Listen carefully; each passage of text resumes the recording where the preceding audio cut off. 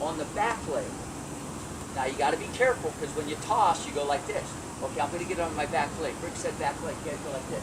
When you toss it, you go, whee, and the ball goes that way. You got to make sure that when you toss it, you push it out in front of you. All right? You want to go push it that way.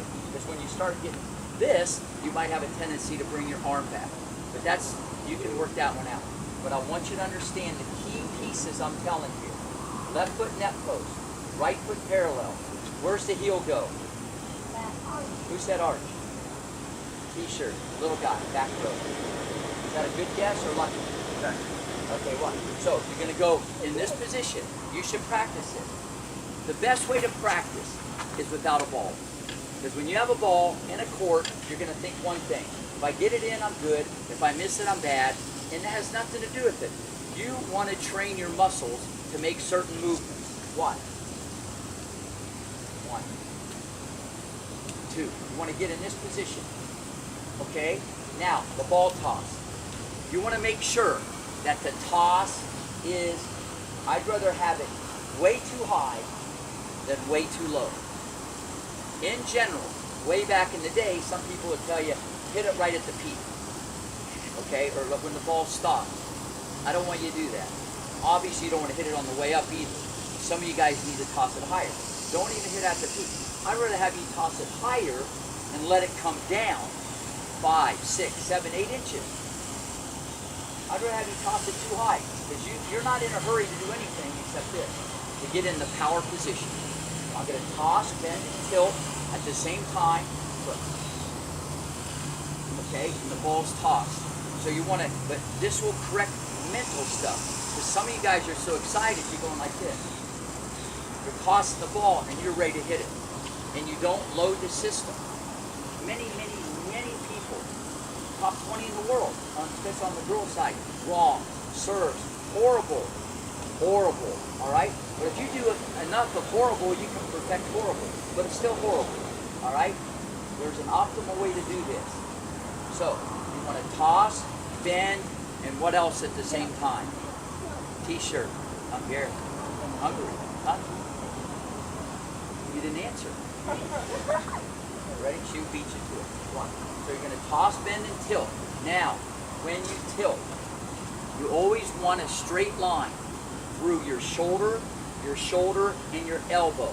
Biomechanically, there should be a straight line, and that line never changes. It's like a seesaw. It's like a teeter-totter. There's going to be, if I drew it on the computer, there should be an angle here. So without even looking, you can see there's a straight line between my shoulder, and elbow. It would never be like this. It would never be like that. You can see how the elbow is lower than the shoulder, and the elbow would never be higher than the shoulder. If some of you guys go, whee, you put your elbow up too high. And some of you go like this. Okay, you're like this. Even if you do that, I had a kid once had the elbow there, and I started him from there, and the next serve he hit 9 miles faster. Starting from here, where he did this his whole life, and served from there. Because it takes longer to get it up and over the top. A lot of this doesn't make sense. There's an optimal way to throw an object. If you watch someone throw a baseball or a football, you're going to see the arms at 90 degrees, and if there is any type of tilt, this angle stays the same. You don't see a guy throw a football and go like this. Okay, it's there, and row. So the elbow, the shoulder, elbow, always stay at the same angle. It doesn't matter whether you're here. I don't care if you're 6'4" or 6'10". Well, you can do this as much as you can tilt as far as you want. Better, tilts a little bit. Slide it, tilt a little bit more. Okay? It doesn't matter, but you can draw a straight line through the shoulder, elbow. That will never change. A lot of you guys want to get more power, so you put the elbow too low. Always remember that. Shoulder, elbow. So you're going to toss, bend, and tilt at the same time. Very, very important. Next thing. Everybody pay attention. If you have the right grip, the continental, here's what's going to happen. I mentioned this to someone today. If you have the right grip, the racket, this is the edge of the racket. This is called the edge of the racket. Watch, if I have a continental grip, watch how this comes in. When it comes into this area here, it comes in at the edge, the edge comes down and out, and then the edge is going to come up, like I'm throwing an axe. Now watch, because some of you guys have the wrong grip. Some of you little guys, you're holding an Eastern grip. Now watch this. When the racket comes in, it goes like that. See how the racket's like almost pancake? It's open. You don't have to admit it. I mean, just kind of correct it, okay? This is what we call external rotation. Your arm's going this way. Then when I continue, it doesn't go down as far. Then when I come up, it can't really turn or snap or throw the arm correctly. The only way, as I said at the beginning of the lesson, pay attention. As I said at the beginning, if you don't hold the grip right, all these things that have to happen can't happen. Because your hand, the racket's going to be locked into a position. You can't do it right. So you've got to have the right grip. You've got to have the right grip. So, edge in, edge out, edge up. And I want you to think of this. Look at the racket from the back. How comes the ball? What's it look like I'm going to do? Throw an egg. No, somebody throw an egg. That? Yeah. Well, some people might say, well, it looks like I'm going to slice the ball. But I'm not going to slice it. Because my arm's going to turn outwards. See, I'm not going to go like this. But it looks like that's what's going to happen from the back. Look, it looks like I'm going to hit it on the side of the racket. And look what happens. Now it's turned outward. And that's the snap that you get at the end. But if you don't have the right grip, and you don't lead with the edge, none of this is going to happen. So that's why the sooner that you understand this stuff, and if you're doing the right thing, or trying to do the right thing, and you keep missing, you're going to improve. I can tell you story after story after story. Roddy, Venus, Serena, serves flying everywhere. No one wakes up and it's like amazing. They had to work their butt off, and you have to have a plan. All right? I'm just telling you. You got to understand. And the more you can get good mechanics, I'm going to get into that a little bit more in a second, you can have a much better serve. I've had many people serve 130, 133 miles an hour to play college tennis. And it's not ironic that 2 or 3 of the best servers, men and women, okay, a big imprint for 4 years on their serve. I mean, it's not in the water, trust me. They had certain things and certain genetics, and the right thing meets at the right time, and what spits out at the end is some of the best serves ever in the history of tennis. Roddick will probably go down as the best serve ever, and Serena in the women.